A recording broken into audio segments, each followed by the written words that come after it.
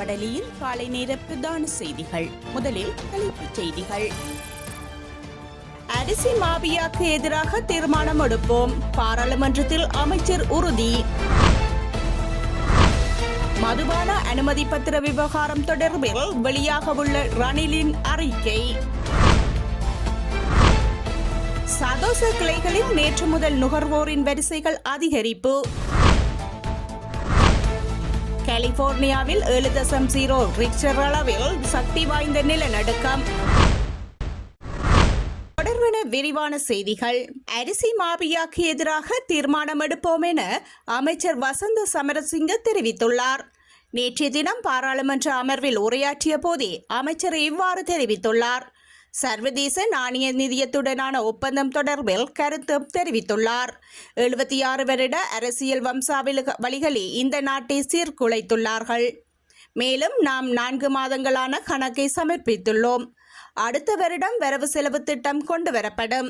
இது தவிர அரிசி பிரச்சினை தொடர்பில் எதிர்க்கட்சி கேள்வி. அரிசி பிரச்சினைக்கு காரணமானவர்களுக்கு எதிராக சட்டத்தை நடைமுறைப்படுத்துங்கள். இலங்கையில் பதுக்கி வைக்கப்பட்டிருக்கும் அரிசியை விடுவியுங்கள்.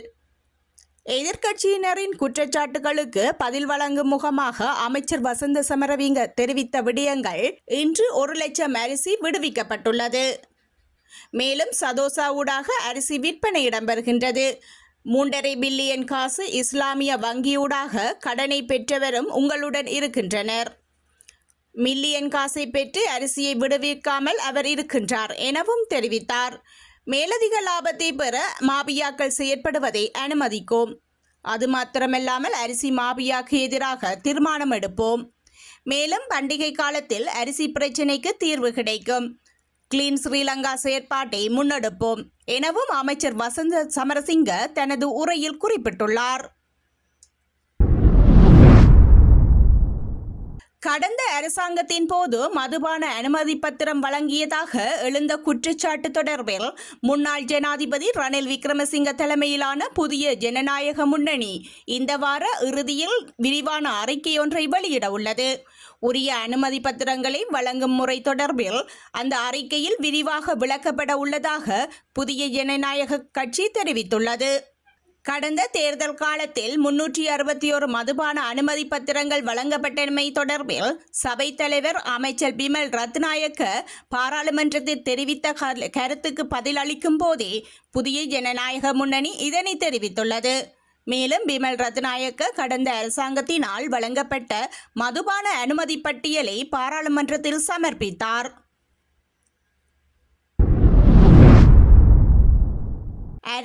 அரச அங்காடியான சதோச கிளைகளில் நேற்று முதல் நுகர்வோரின் வரிசைகள் அதிகரித்துள்ளன. சதோச கிளைகளில் மானிய விலைகளில் நாட்டு அரிசி மற்றும் தேங்காய்கள் விற்பனை செய்யப்படுவதால் இவ்வாறு மக்கள் வரிசைகள் அதிகரித்துள்ளதுடன் கொழும்பு உள்ளிட்ட மக்கள் கூட்டம் அதிகமாக உள்ள பகுதிகளில் மக்களை கட்டுப்படுத்த முடியாத நிலை ஏற்பட்டுள்ளது. கடந்த 1 மாத காலமாக நாட்டில் அரிசிக்கு தட்டுப்பாடு ஏற்பட்டுள்ளதுடன் சந்தையில் மக்கள் அதிகம் உண்ணும் நாட்டு அரிசிக்கு பாரிய தட்டுப்பாடு ஏற்பட்டுள்ளது.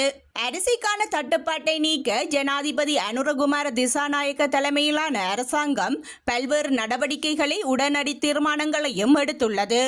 இதன் பிரகாரம் இந்தியாவில் இருந்து 70,000 மெட்ரிக் டன் அரிசியை இறக்குமதி செய்ய அரசாங்கம் அனுமதித்தது.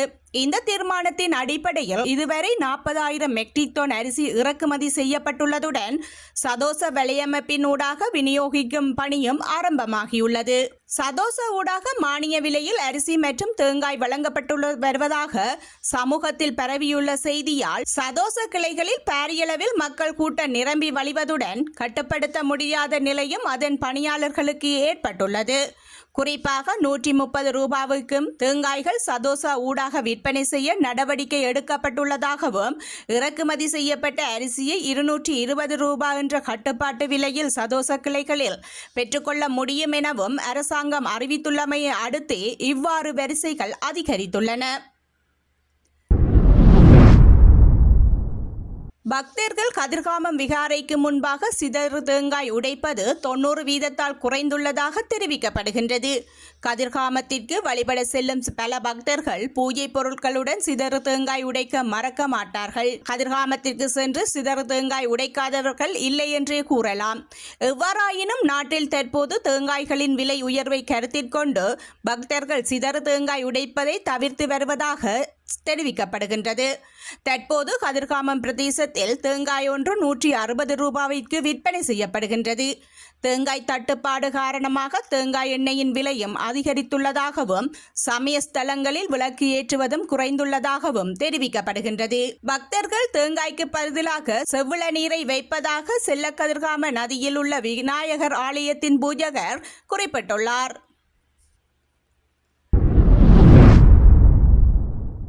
இலங்கையின் செவிப்புலனற்ற முதலாவது நாடாளுமன்ற உறுப்பினர் சுகஸ் வசந்த டி சில்வா நேற்று நாடாளுமன்றத்தில் உரையாற்றியுள்ளார். அவர் தனது முதலாவது பாராளுமன்ற உரையில் 76 வருடங்களின் பின்னர் மாற்றுத்திறனாளியொருவர் இலங்கை நாடாளுமன்றத்திற்கு நியமிக்கப்பட்டுள்ளார் என தெரிவித்துள்ளார். மாற்றுத்திறனாளியான நாடாளுமன்ற உறுப்பினர் ஒருவரால் அரச தரப்பு இணைந்து மாற்றத்தை ஏற்படுத்த முடியும் என்பதை தன்னால் நிரூபிக்க முடியும் என அவர் நம்பிக்கை வெளியிட்டுள்ளார். சுகத் வசந்த டி சில்வா தேசிய மக்கள் சக்தியினால் தேசிய பட்டியல் நாடாளுமன்ற உறுப்பினராக நியமிக்கப்பட்டார். கலிபோர்னியாவில் 7.0 ரிக்டர் அளவில் சக்தி வாய்ந்த நிலநடுக்கம் ஏற்பட்டுள்ளது. நிலநடுக்கத்தின் மையம் கடலோர நகரமான ஃபெல்மெண்டேலிலிருந்து 68 கிலோமீட்டர் தொலைவில் இருப்பதாக வெளிநாட்டு ஊடகங்கள் தெரிவிக்கின்றன. அமெரிக்க புவியியல் ஆய்வு மையம் கலிபோர்னியா மற்றும் ஒரிகானுக்கு முதலில் சுனாமி எச்சரிக்கையை விடுத்து ஆனால் பின்னர் எச்சரிக்கையை மீள பெற்றுள்ளது.